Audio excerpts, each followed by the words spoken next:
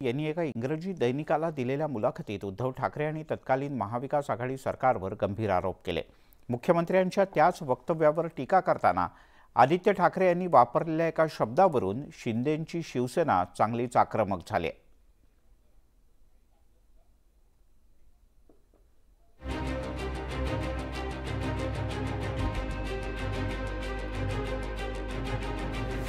मविया सरकारमध्ये अपमानास्पद वागणूक मिळाली। आदित्य ठाकरेंचा माझ्या खात्यात मोठा हस्तक्षेप होता अशा एक ना अनेक आरोपांच्या फैरी मुख्यमंत्री एकनाथ शिंदेंनी इंग्रजी दैनिकाला दिलेल्या मुलाखतीत झाडल्या होत्या।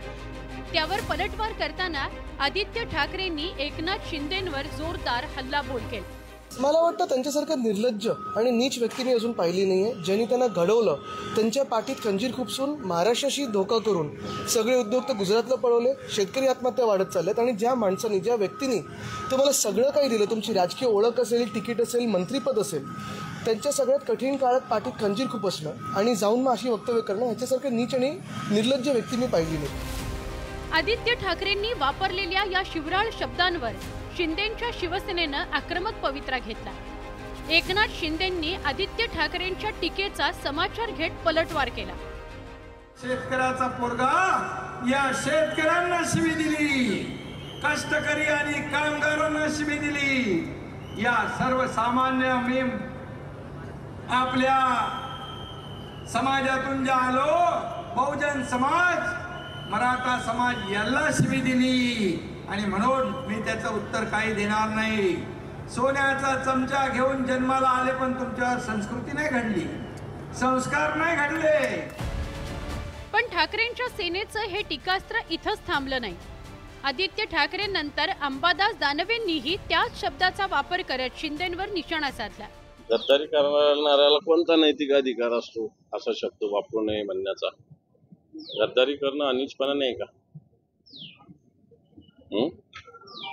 तुमच्या दम आहे तर राजीनामा द्यायचे असतील, जायचं असतं ना तिकडं, काय प्रॉब्लेम आहे? ठाकरेंच्या सेनेच्या या शिवराळ टीकासत्राविरोधात शिंदेंची शिवसेना मैदानात उतरली आहे। आदित्य ठाकरेंनी माफी मागावी अशी मागणी शिवसेनेच्या नेत्यांनी केली आहे। संदर्भ मी अभ्यास केला की काय परिस्थितीत ते बोलले।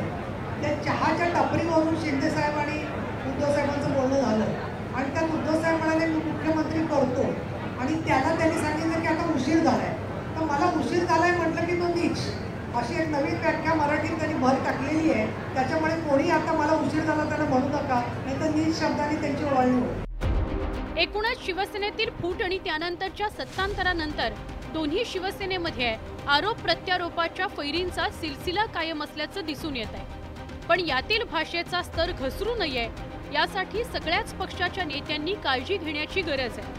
Bureau report, news 18 Lokmat. यासोबतच बुलेटिनमध्ये घेऊयात एक छोटासा ब्रेक। ब्रेकनंतर मुंबईमधली एक महत्त्वाची बातमी।